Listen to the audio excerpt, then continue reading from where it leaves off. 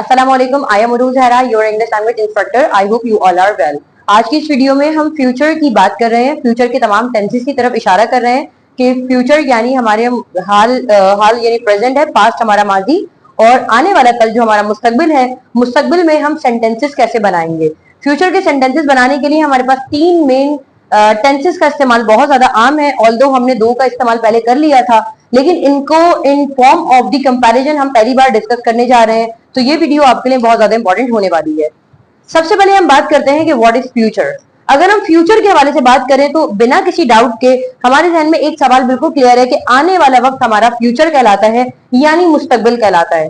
इसकी पहचान उर्दू के सेंटेंसेस में कुछ यूं होती है कि हम बैंक जाएंगे, अली ऑफिस आ रहा होगा या ऑफिस जा रहा होगा, या फिर एक खास टाइम के हवाले से हम यूं भी कह सकते हैं कि 5 साल बाद तो मैं ये बन चुकी होंगी, विद सर्टेनिटी, यानी एक कंफर्म ड्यूरेशन के साथ मैंने कहा कि 5 साल बाद तो मैं ये कर चुकी होंगी।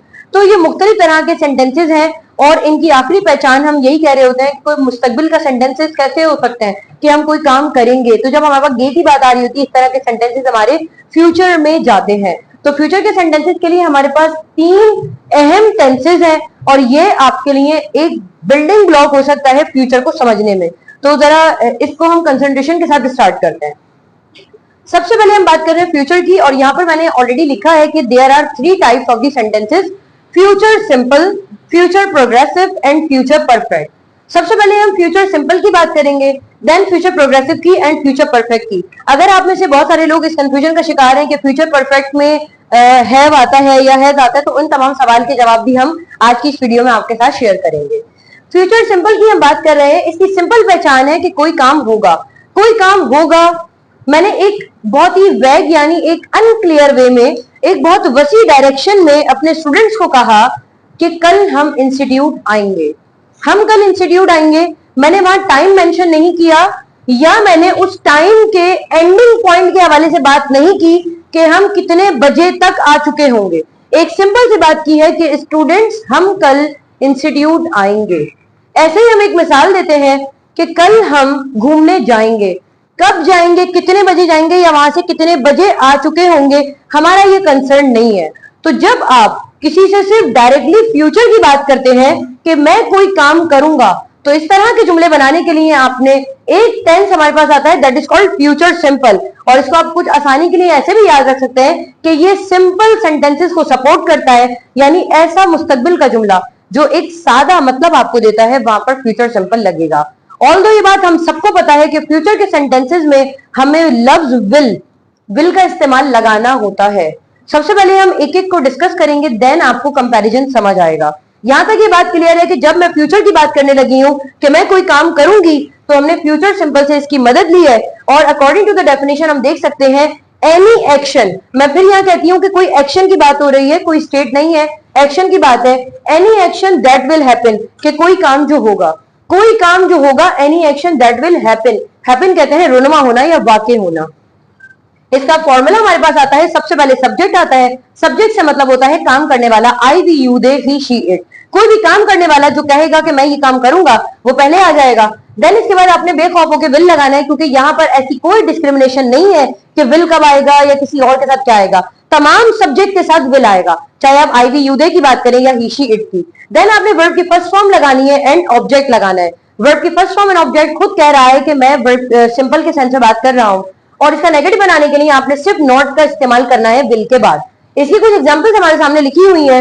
I will speak the truth. I subject है, विल मेरे पास एज अ हेल्पिंग वर्ब आया है। आई विल, क्योंकि फ्यूचर की बात हो रही है। स्पीक द ट्रुथ, स्पीक बोलना, कहना, यानी बताने के सेंस में भी आता है कि I will speak the truth, कि मैं सच बोलूंगी। लेकिन अगर मैं कहती हूं कि मैं सच नहीं बोलूंगी, तो आपने सिर्फ इस जुमले में विल के बाद नॉट लगाना है। विल के बाद और वर्ब से पहले हमें नॉट लगाना लाजिम होता है। I will not speak the truth, मैं सच नहीं कहूंगी। She will afford her expenses. Afford का मतलब होता है बर्दाश्त करना या उठाना, लेकिन ये एक्सपेंसेस वगैरह के मामले में होता है। She will afford her expenses. Expenses का मतलब होता है अखराजात, आपके जो खर्चे हैं उनको हम एक्सपेंसेस कहते हैं। She will afford her expenses. And अगर हम नेगेटिव बनाएंगे तो she will not afford her expenses. तो आप इसके बहुत सारे सेंटेंसेस बना सकते हैं। फ्यूचर सिंपल हमारा यहाँ पर कंप्लीट हुआ। अब हम मूव करेंगे फ्यूचर प्रोग्रेसिव की तरफ, और फ्यूचर प्रोग्रेसिव हमें कहता है कि अब तक जो काम होगा अब वो हो रहा होगा। इसकी मिसाल हम यूं लेते हैं, मैंने भी आपसे वीडियो शुरू होने से पहले कहा था कि कल हम इंस्टीट्यूट आएंगे। मैंने एक ऐसी बात की कि हम इंस्टीट्यूट आएंगे, मैंने आपको टाइम की वजाहत देना जरूरी नहीं समझी, लेकिन अगर अब मुझे टाइम की वजाहत देना जरूरी होगी कि भाई मैं इतने बजे आ रही होंगी, अगर हम किसी को कहते हैं कि कल मैं तुमसे मुलाकात करना चाहती हूँ, चाहूंगा, तो हम ये कहेंगे कि भाई don't come tomorrow and because I will be busy, तो क्योंकि गेस्ट हमारे घर आएंगे।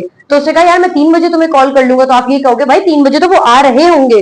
जब टाइम फ्रेम आ गया ना तो फिर क्या हो जाएगा फ्यूचर प्रोग्रेसिव में, फिर आप सिंपल से कहा आ गए फ्यूचर प्रोग्रेसिव में आ गए कि जिस वक्त ये काम जारी होगा।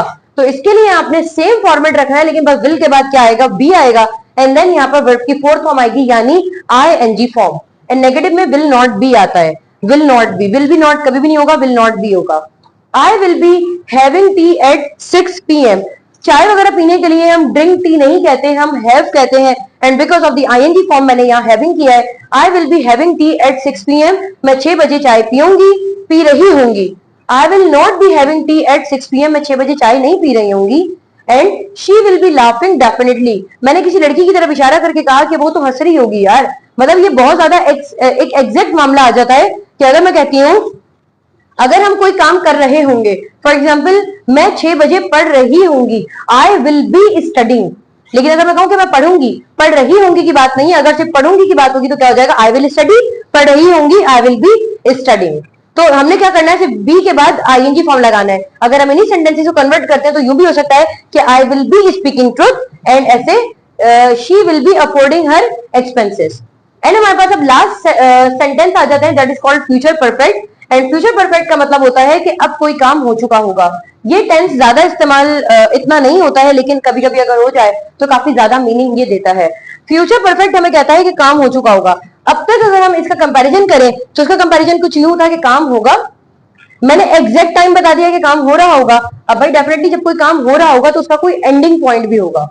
तो जब मैं फ्यूचर में किसी काम के हवाले से उसके एंडिंग पॉइंट की बात करूंगी, that is called future perfect. इसका इस्तेमाल नॉर्मली यूं होता है कि अगर आपने किसी को दावत दी कि आप इतने बजे दावत में आ जाए, तो उसने कहा कि मैं 7 बजे का टाइम है, मैं 11 बजे तक आ जाऊंगा। आप बोलेंगे भाई क्या करने आओगे, दावत तो खत्म हो चुकी होगी। तो दावत खत्म हो चुकी होगी, that is called future perfect. आपने अभी क्योंकि दावत स्टार्ट भी नहीं हुई और आप कल की बात कर रहे हैं, आपने कहा 11 बजे दावत खत्म हो चुकी होगी, मेहमान जा चुके होंगे। तो जो काम होगा और आप उस होने के एंडिंग पॉइंट की बात करें, that is called future perfect. इसकी उर्दू पहचान यही है कि काम हो गया होगा या काम हो चुका होगा।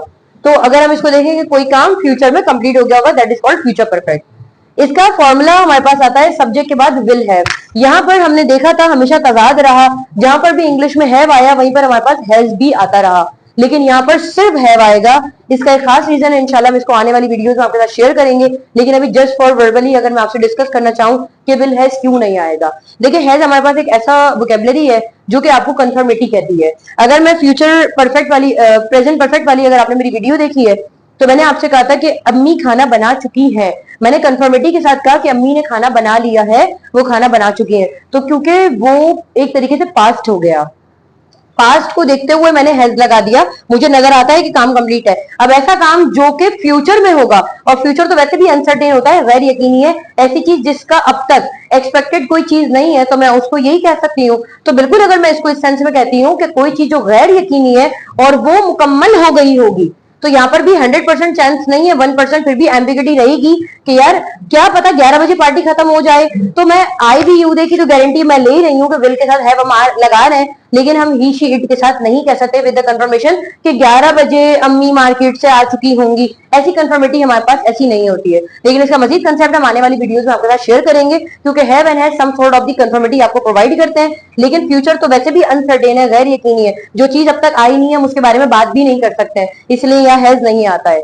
इनका नेगेटिव बनाने के लिए आपने विल नॉट हैव लगाना होता है। और परफेक्ट की ये खूबसूरती ये है कि जब भी परफेक्ट का लफ्ज आएगा आपके पास जहन में क्लिक हो जाना चाहिए कि वर्ब की थर्ड फॉर्म आती है। वर्ब की थर्ड फॉर्म एक्शन वोकैबुलरी हम आपको प्रोवाइड भी करते हैं, हमारे ग्रुप में भी मौजूद है, इसके अलावा आपको कमेंट सेक्शन में भी मिल जाएगी। यहाँ पर एक नोट है जो कि नोट मैंने लिखा है, no has will be used in future. Already मैं आपको बता चुकी हूँ कि यहाँ पर हैज का कोई चक्कर नहीं है, ही हो, शी हो या इट हो, इनके साथ भी आपने हैव ही लगाना है, will have. He will have applied for a job, वो लड़का जॉब के लिए अप्लाई कर चुका होगा।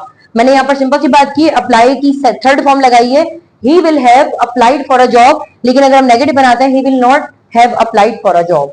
I will have washed my car, कि मैं अपनी कार धो चुकी होंगी, and negative I will not have washed my car. And the last sentence is they will have uploaded the status, कि वो लोग स्टेटस को अपलोड कर चुके होंगे।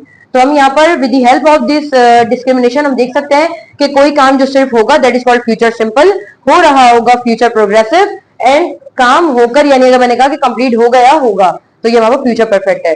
फ्यूचर सिंपल में से वर्ब की फर्स्ट फॉर्म आती है, प्रोग्रेसिव में वर्ब की फोर्थ फॉर्म, एंड परफेक्ट में वर्ब की थर्ड फॉर्म। आई होप आपको यहाँ तक लेसन समझ आया है। इसके साथ ही मुझे इजाजत दीजिए, आपसे दोबारा मुलाकात होगी एक नई वीडियो में। अपना ख्याल रखिएगा, अल्लाह हाफिज।